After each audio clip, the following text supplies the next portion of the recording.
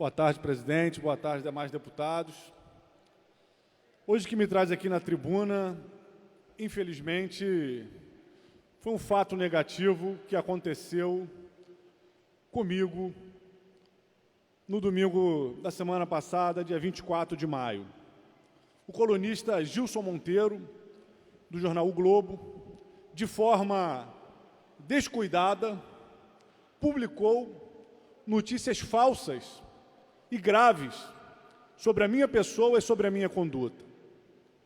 No dia 24 de maio, na sua coluna, Gilson Monteiro publicou duas notas. Uma chamada Acumulação Proibida e outra chamada Não Leu o Livrinho. Na coluna desse dia, o Gilson Monteiro ele fez um panorama da corrida eleitoral em Niterói. Falou do atual prefeito, falou do secretário de Saúde, Rodrigo Neves, e ao falar do PSOL, citou meu nome com essas duas notas, com informações falsas, com mentiras a meu respeito. Na primeira nota, na que dizia acumulação proibida, dizia que eu comecei mal o meu primeiro mandato de deputado estadual, porque eleito não pedi afastamento da Fundação Oswaldo Cruz e, por isso, estaria acumulando irregularmente salários. E cita, inclusive, a faixa salarial do cargo que eu exercia na Fiocruz. Na segunda nota, Não Leu o Livrinho, ele cita o artigo da Constituição que proíbe funcionários públicos de acumularem cargos com deputado estadual e afirma que, segundo o portal da Transparência, eu continuava recebendo salários da Fiocruz. As duas notícias são falsas e já haviam saído na internet 4 dias antes da publicação da coluna e eu já havia esclarecido as duas notícias com farta documentação. Primeiro, o meu protocolo de entrada pedindo o afastamento da Fundação Oswaldo Cruz, datado do dia 19 de dezembro de 2014, mais de um mês antes de eu tomar posse. Segundo, um ofício meu, dirigido à presidência dessa casa, onde no dia 5 de março, após constatar que continuava recebendo salários da Fiocruz, eu entrei em contato com o setor de pessoal e fui informado que, sem o termo de posse, eles não poderiam me dar licença. Eu entro em contato com essa casa, alertando para esse problema e solicitando uma cópia do termo de posse. No dia 10 de março, essa casa me providencia uma declaração que é encaminhada à Fundação Oswaldo Cruz e anexada a cópia do Diário Oficial dessa casa, onde contava a posse dos deputados, e então segue o processo, que no dia 13 de março me concede o afastamento da Fundação Oswaldo Cruz.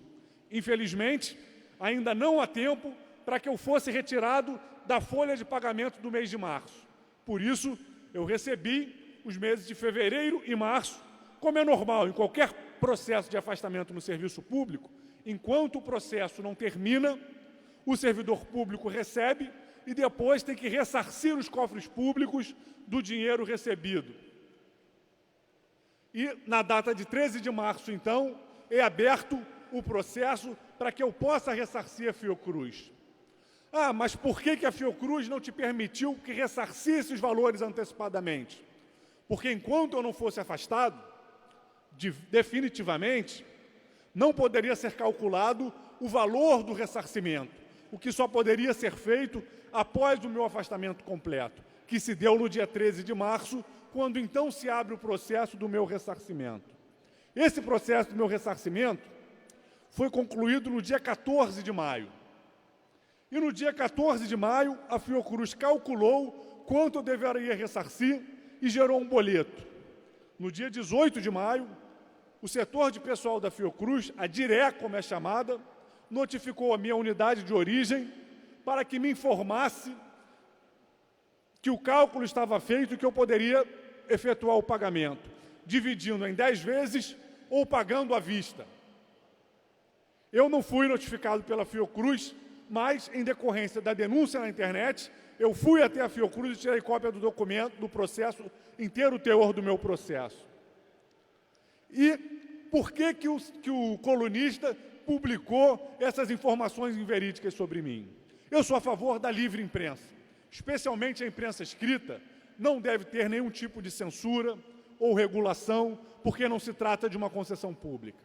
E os colunistas, os editores, os jornalistas têm direito de ter as suas preferências eleitorais.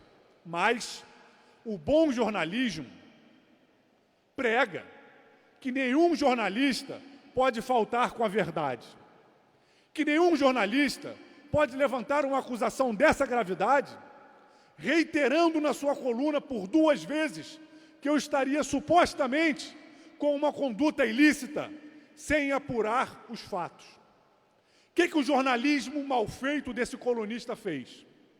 Recebeu a denúncia, olhou no portal da transparência, fevereiro e março ele recebeu, e concluiu, deve estar recebendo irregularmente.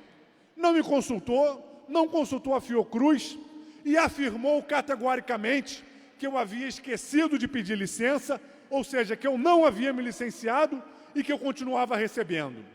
2 informações falsas que poderiam ter sido evitadas com um telefonema. Talvez o colunista até tivesse ciência que essas notícias eram falsas no dia da publicação do jornal, porque elas já estavam publicadas na internet desde a quinta-feira. Mas a prepotência daqueles que fazem parte dos grandes meios de comunicação no país é tão grande que muitas vezes não se importam em faltar com a verdade. Eu passei a semana passada inteira em contato com a editoria de bairro do Jornal Globo e com o colunista, apresentando documentos e cobrando uma retratação que fosse proporcional à gravidade do ataque que me fizeram. Na última coluna desse domingo, do dia 31, saiu uma suposta retratação do colunista, onde, dizendo, pediu licença, ele diz, o deputado Flávio Serafini esclarece que requereu em 19 de dezembro seu afastamento para assumir em 1º de fevereiro. Apesar disso, a Fundação, seguindo trâmites internos, ainda depositou na conta dele os vencimentos de fevereiro e março como registro no portal da transparência.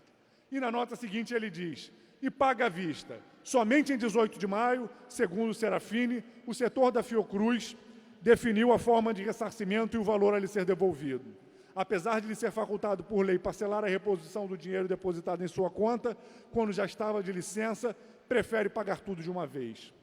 Primeiro, ele deposita mentiras como se fossem fatos, afirmando que eu não me licenciei e afirmando que eu havia recebido, que eu estava recebendo até o mês de maio. Depois, ele afirma fatos documentados, protocolo eletrônico, processos que correram na mão de dezenas de pessoas, de servidores públicos. São a minha versão. Essa é uma meia retratação, que naturalmente é melhor que nada, mas naturalmente também não nos satisfaz. Nós podemos ser atacados pelas nossas posições políticas. Eu posso perder debate nesse plenário, numa eleição ou em qualquer lugar, mas não venham com acusações de que eu tenho práticas ilícitas ou de que eu tento me beneficiar do dinheiro público, porque aí não encontrarão nada, a não ser mentiras, a não ser informações falsas. Então, eu peço ao presidente, eu peço ao secretário da mesa, vou encaminhar toda essa documentação para que conste nos autos da Alerj. Essa fala aqui hoje vai para a TV Alerj e eu também vou pedir o registro da gravação para que não parem dúvidas. Não me curvarei diante de nenhum colunista, de nenhum jornalista, de nenhum órgão de imprensa que ache que pode me difamar com mentiras e calúnias. Não farão, não passarão e vamos travar o debate público. O jornalismo de qualidade, comprometido com a ética, comprometido com a boa informação, independente de quaisquer posições políticas, que são de direito dos jornalistas, dos editores, dos donos de jornais, não pode faltar com a verdade e não pode deixar de apurar as notícias que está divulgando sobre terceiros, sejam eles políticos, sejam eles deputados, sejam eles professores, sejam eles quem for. Então, eu mais uma vez ressalto que peço à Casa que registre nos autos essa documentação que eu estou enviando, uma parcela, inclusive, dessa documentação produzida pela própria Casa e remetida por mim a essa própria Casa, e ressalto, não me curvarei à pressão de quem quer que seja. Não apanho calado e não tolero mentiras. O debate tem que ser feito às claras, com transparência, com respeito à informação e com respeito ao público, que deve ser municiado com informações verdadeiras e não com calúnias. Obrigado.